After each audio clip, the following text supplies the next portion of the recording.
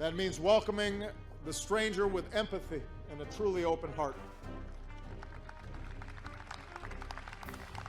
From the refugee who flees war-torn lands to the immigrant who leaves home in search of a better life.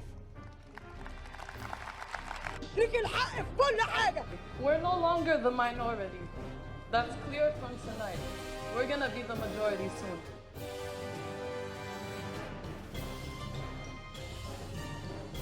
We've also just found this as well, which is quite interesting. It's a guidebook for those coming over the water here. Inside are maps, an idea of the route people need to take, of reception centres, and then it's all in Arabic, of course, but at the front are websites and phone numbers for the Red Cross, for example, and other agencies that might be able to help people along their way. Scenes like these appear regularly around the world, from Europe to America to Asia.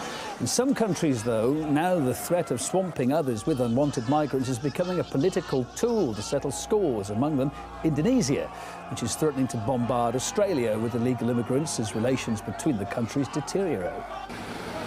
If Canberra keeps doing things that displease Indonesia, Jakarta will surely let the illegal immigrants go to Australia. It will be like a human tsunami.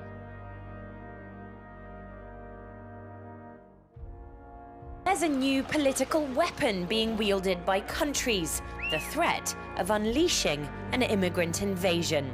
Take, for example, Greece. The country's defence minister, Panos Kimenos, has threatened to allow millions of economic migrants crossing its border to travel into Europe if Brussels fails to stop Greece crashing out of the Eurozone. Bolstering his political leverage, or what many would simply call blackmail, was the politician's observation that there'd probably be some jihadists from Islamic State among those travelling to the continent. Well, the worst case scenario is terrorists are allowed free access into the European Union and then can plan and execute terrorist actions very easily. And the terrorists themselves are using the new political weapon.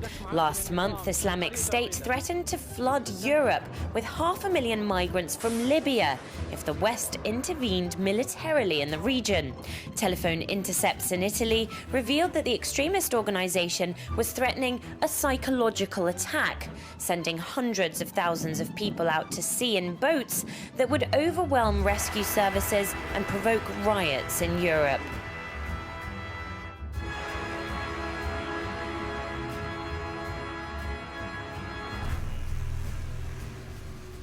We have a huge problem with Muslim immigration, and this is something that's not just what the EDL says. No less a person than the former Archbishop of Canterbury, George Carey, has said exactly the same thing. There's too much Muslim immigration, and it has brought with it a lot of social evils.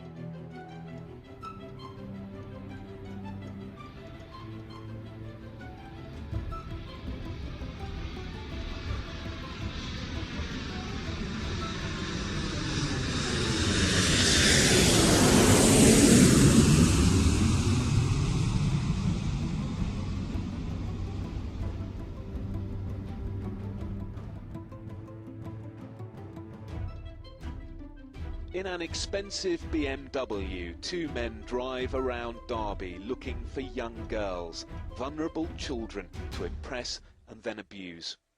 This CCTV footage shows them approaching girls in the street and trying to lure them into the vehicle.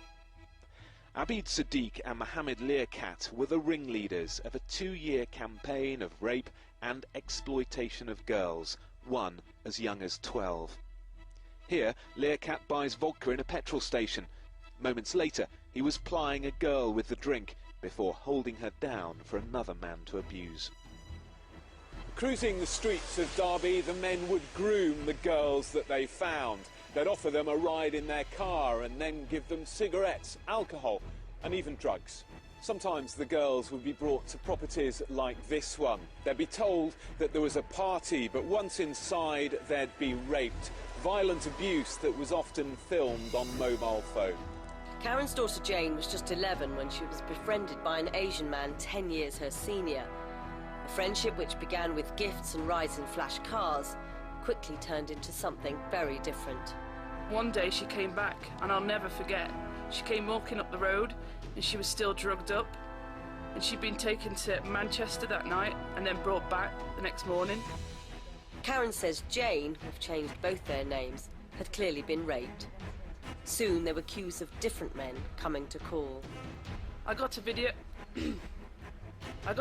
sent to my phone. 3 Asian men assaulting my daughter. They were calling her white trash. They were calling her a prostitute, saying she was nothing but like a dog. A large number of police were at Nottingham Crown Court today as the men were sentenced. Their horrific crimes have caused much public anger. They're incredibly dangerous men. Not only were they violent, but they used intimidation, violence, they sexually abused and assaulted the girls, and they were a clear threat, as can be seen. The young victims can't be identified, but after the trial, one said, "They first approached me during one afternoon and took me to a park. Even in the beginning I thought they were scary, but I was insecure and lonely. My advice to other girls is don't take anyone at face value." The 2 men are both married with children. They kept their activities secret from their families. They did, though, involve friends. During 3 trials, a gang of men were convicted of related offences against girls. Police believe the gang could have targeted up to 60 victims. Victims the court heard who were used, abused and terrified. Jonathan Samuels, Sky News, Nottingham.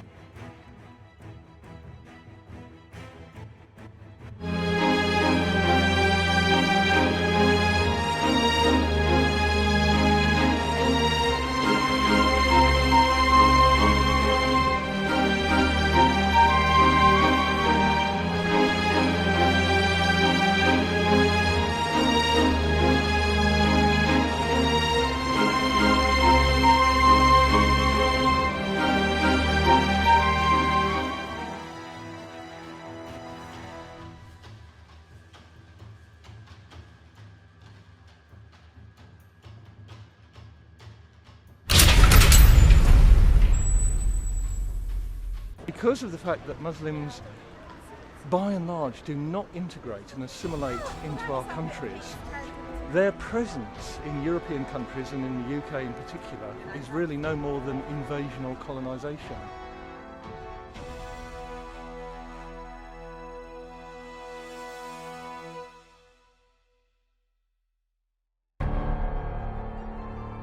But there's a reality that we tend to overlook. And if it takes you by storm because of fear or otherwise, well, you just don't want to be taken by surprise. You need to be properly prepared.